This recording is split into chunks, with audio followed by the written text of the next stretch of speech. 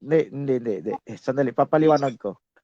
Yung sinasabi mo sa yoga deep state, yung naka-relax ka na yung consciousness mo ay nasa deep state. Yan ang tinutukoy mo, Marjorie.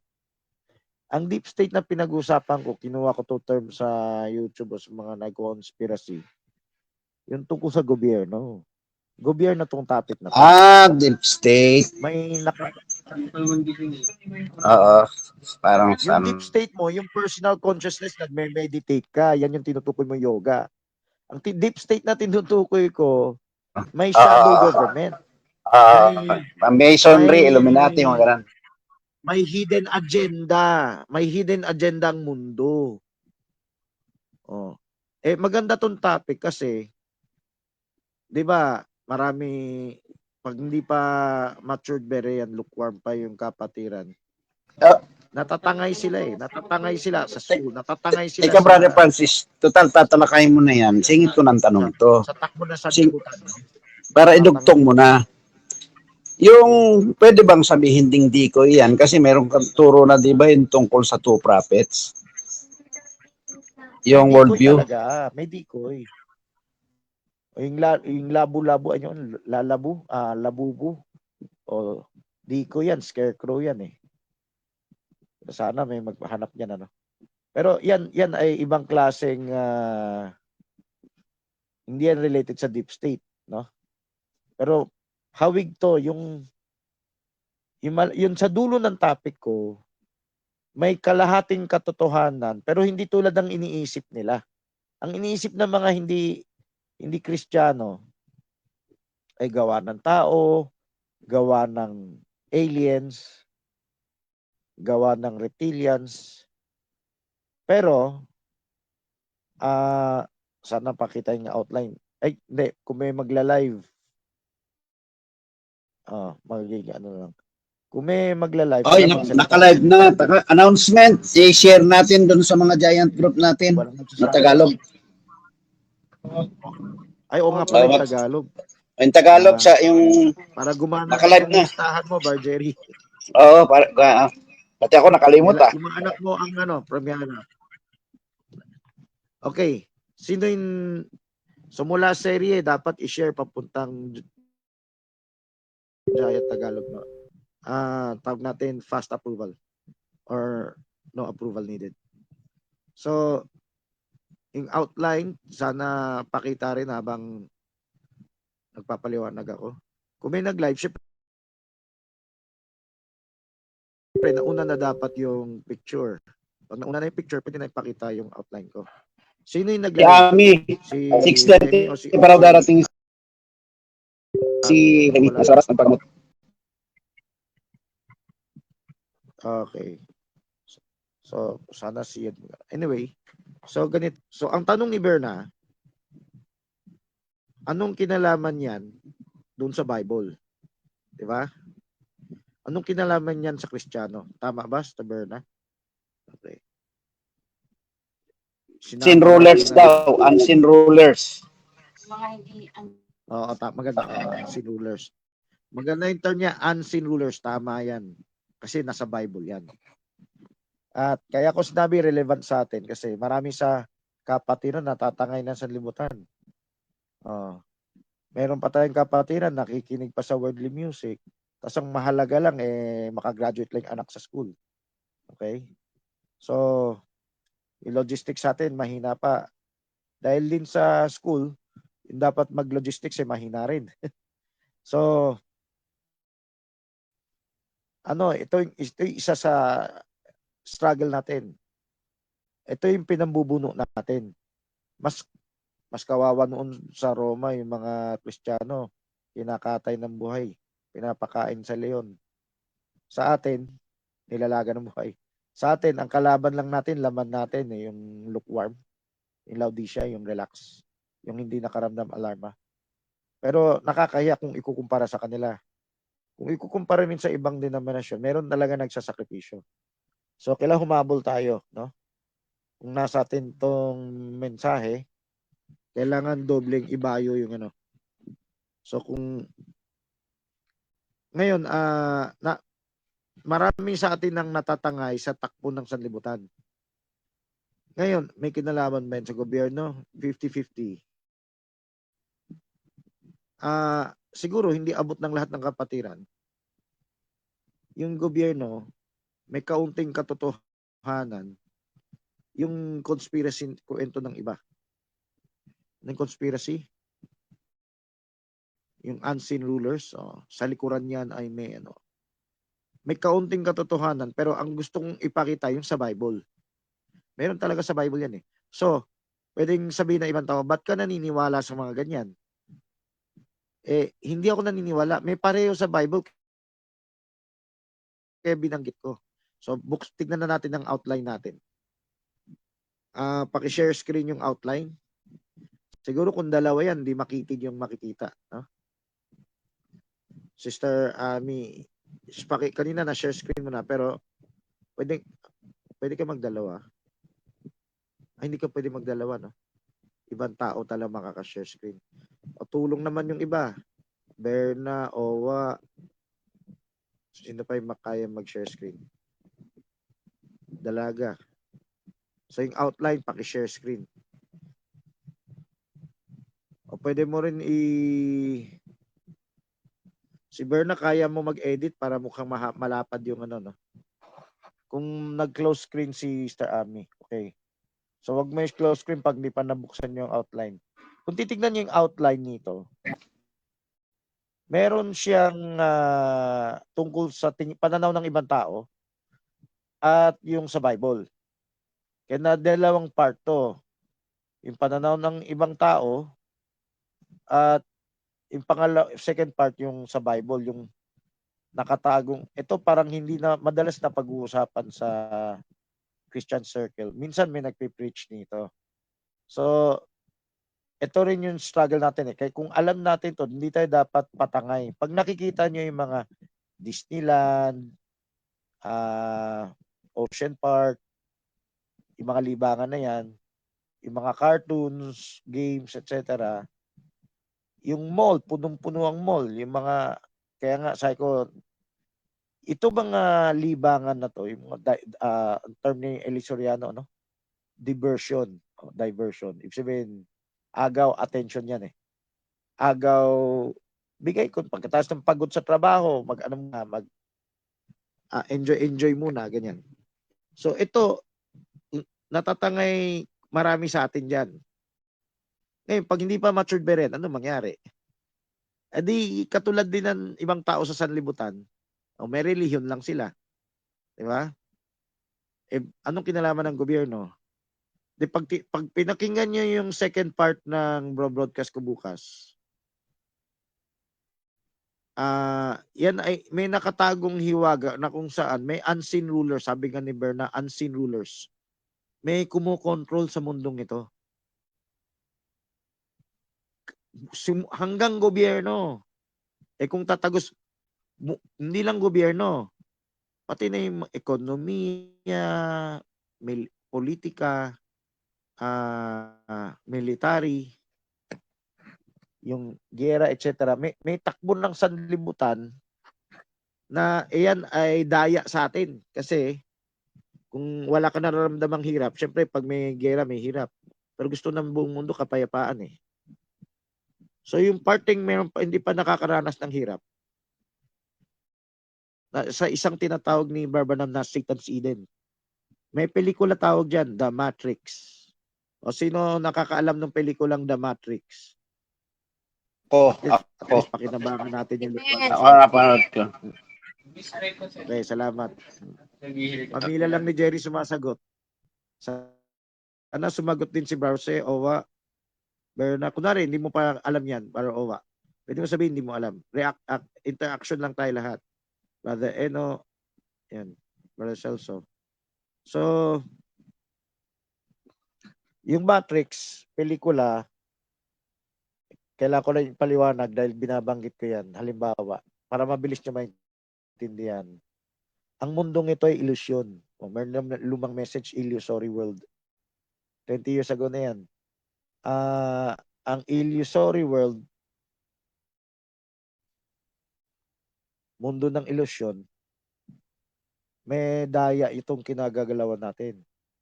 Sa religious realm, binanggit ni Barbanam sa demonology yung religious realm. So konektado na to, Satan's Eden, demonology, no? Yung so itong deep state aspeto ng gobyerno to pero doon sa letter part B, kung hindi direkta gobyerno, ano na 'yan? May demonyo na diyan, may anghel na diyan. Whether ang ruler ay conscious o hindi, kontrolado ng demonyo tong mundong ito. Pero 100% may kontrolado nila? Hindi. Ang kontrolado nila ay yung pinahintulot lang ng Diyos na kontrolado nila. Pero malaki yan, ha? Malaking porsyento yan. So, itinalaga ng Diyos na training ground din natin to. Pagsubok din natin to. Madadaya ba tayo? Magpapadala ba tayo sa Agos? Kahit hindi pa dumating yung hirap? O kailangan mahirapan ka muna, makaranas ka ng palo, ng trahedya bago ka magising? Minsan may trahedya na, bulag pa rin eh. Nagbubulag-bulagan pa rin eh. Na parang hindi totoo yan eh. So, yan ang struggle natin na mabuksan ang mata natin. So, ang deep state na biblical tayo. Sana nagpapakita ng outline. No? Whether involve yung heads of the government o hindi. Sa part 2 ng outline, may unseen rulers talaga na kumokontrol malaking porsyento ng mundo. Ngayon, yung anak ng kaliwanagan dapat nakikita yan. Parang kwentong spiritista to o yung mga pelikulang spiritual battle na nakikita niya yung mga demonyo. Si Barbanam nakikita niya yung demonyo. Pero ang kwento ng mga PBMA, nakikita rin nila yung mabilis gumagalaw ng mga spirit beings. Maraming spirit beings sa spirit realm. Yung mga nakaraan topic, meron yan. Kung Rebecca Brown, o sana mag-ano niya, share screen. Si Rebecca Brown ay isang dating witch na naging Kristiyano. O pinapatotoo niya, marami silang kalaban at sa other dimension na demonyo, ganyan. O nabasa na niya eh. O sana mabasa nyo rin. Si Emmanuel Amos, Amy Amos, ang unang nagkwento sa akin niya si Pastor Roland na nung Trinitarian pa sila, may patotoo yan tungkol sa spirit realm. May ginagawang perfume, pampaganda, etc. sa mga nasa ilalim ng dagat, may underground base. Halos sawig na sa deep state. Itong deep state, iba-iba to. May alien, may reptilian, may hawig yung dalawa, no? May cabal. Ang siming cabal is grupo ng mga mayayaman sa mundo. May mason. At meron pa yung Israel Elders of Protocol of the Elders of Zion. Kung narinig mo na yan, Marjorie. Okay, sinasummarize ko lang kasi yung outline hindi maipakita rito eh. So sana Francis, tumingin kayo sa outline, tanong kayo. Pwede ako mag-commercial saglit. Sige, tanong kayo. Hindi, lang. Mag-share pero sa mga Tagalog group nyo, ako ang daming nag-accept oh. So maraming naka-lives ng mga giant group. Ako po magtatanong. Brother Francis, paano po kaya naapektuhan ng Illuminati sa kanang Masonry yung religion natin ngayon? Tapos kung i-apply naman natin sa hukom, may Illuminati ba tayo sa Masonry? Tayo sa natin? Panahon natin ngayon dito sa spiritual? Oo. Brother Francis, di ba Builders of Nation ang Masonry, yan ang kanilang battle cry? Si Abi, paano mag-edit na dapat niya? Brother Francis, Masonry, di ba? Brother Francis, yung Masonry, sabi, Builders of Nation. Actually, may nabasa ako na si Cristo raw, isa raw Mason, parang gano'n. He started out Masonry, parang gano'n. Alam mo, meron silang adhikain na hindi masama. Pero kapos yun. Parang hawig din sa churches natin na may katotohanan pero hindi progressive, hindi bereyan.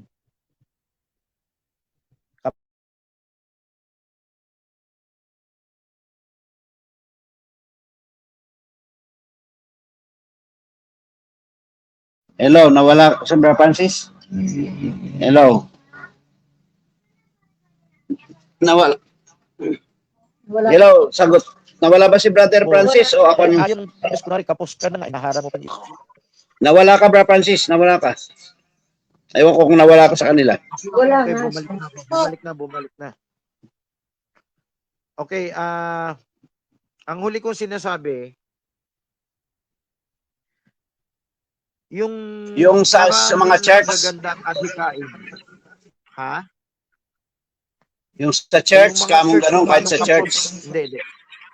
Itatype ko lang. Kasi ito labas na sa Kristyanismo eh. Sa loob ng Kristyanismo, maraming denominasyon. Nico Luke, anong Nico? Sarado. Yung Luke ay tamad. So, Mr. Bernard, turuan mo si Ami paano expand yan ha. Kasi alam mo, nagawa mo na dati ni Alan yan eh. So, ang nangyayari, yung pagiging kapos nila, hinahatak nila yung gusto umabante na huwag makaabante. Ang Nico, di bawal makinig. Yung lukewarm, hindi naman bawal makinig, pero hindi mahalaga yan. Yan ang lukewarm.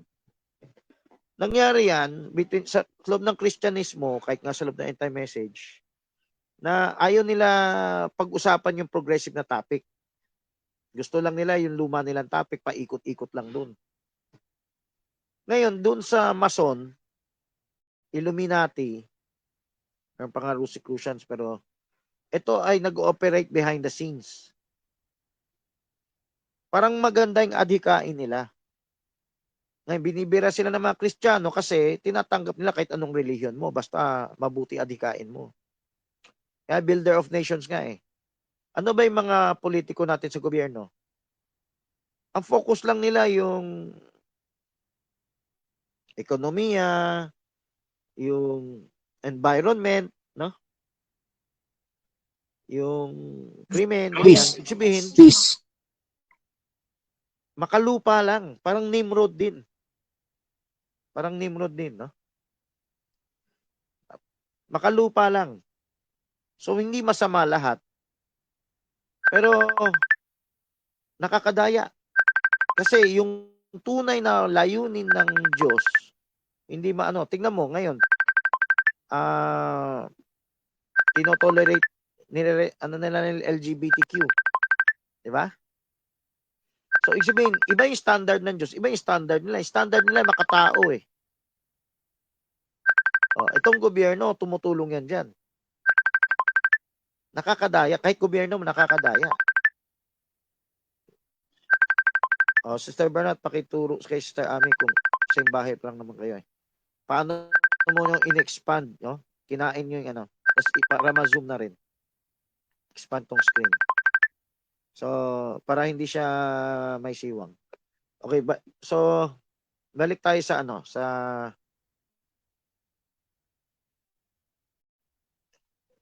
Sister Dalaga, pakiulit yung tanong mo.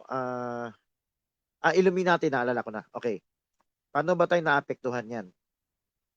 Kunwari, hindi demonyo, hindi anghel. Pero, siyempre sa tingin din ng mga against sa kanila na conspiracy theory, yung mga naniniwala sa mga conspiracy theorists, isa na dyan yung halimbawa, yung bakuna. May conspiracy dyan, no? Daw, mga ganyan. So, yung ibang tao, kahit hindi Kristiyano, yan yung, tignan nyo yung outline. Pakinabangan nyo yung outline. Pindutin nyo yung share screen para sa cellphone nyo para lumaki. Sister Ami, tanggalin mo na yung highlight para hindi puro blue. So, yung nasa part A, yung worldview, hindi sila Kristiyano, pero whistleblower sila. Gusto nila ibulgar na may kumokontrol sa mundo. Siyempre, meron din good and evil tong nasa taas. Pero hindi sila Kristiyano. Pero kapos yung pananaw nila kasi hindi revelation sa Bible yun eh. wala rin silang pinag-iba doon sa makalupa na target na adhikain. Pero against lang sila, against sila na ang Masonry, ang Illuminati ay mayroong plano sa mundo, ganyan. Iba-ibang version yan, kaya may A, B, C. A, yan yung Masonry, Illuminati, no? May dagdag na lang ako dyan, yung Bilderberger Group, dahil sa hotel na Bilderberg, i-search nyo na lang, Sister Berna, para maano. Bilderberg Group, meron pa tinatawag na Committee of 300. Yung luma na yan, dati tinuturo yan ng Trinitarian bago pa ako dumating sa Kogyo. Nakarating na ako sa Kogyo, pero yan yung minimensahe ng mga kasama nila, Pastor Alto. Ang tawag nila, nga niya doon, end time technology, hindi end time message. Bilderberg Group, ano pa yung isang term? Bohemian Grove. Nagtitipon yung mga leaders ng mga bansa dyan, mga mayayaman, ano yung planong gawin nila sa mundo. Parang sila yung naglalagay ng presidente, Yung hari sa mundo. Community of Foreign Relation, Bro Francis, yung CFR. Hindi, Council of Foreign Relation tawag dyan. Council of Foreign Relation. So, Foreign i-type Relation. nyo yan, i-research nyo yan. Ibig sabihin, yan yung, kahit sa YouTube, pinapalabas yan eh. Ibig sabihin, may nakakaalam na yan. Kaya nilagay ko worldview eh. Wala nang maisip na term. Worldview, ibig sabihin, yung tingin ng mga tao sa mundo. Ibig sabihin, kahit sila alam na nila. Pwede ko sabihin, kahit scientist nadidiscover ng scientist na may katapusan ng mundo. Na anytime pwede bumagsak ang asteroid. Anytime pwede mag super kaldero, sabog ang bulkan. Pag siya yung kaldera o kaldero, yung bulkan hindi yung bundok, mukhang bundok.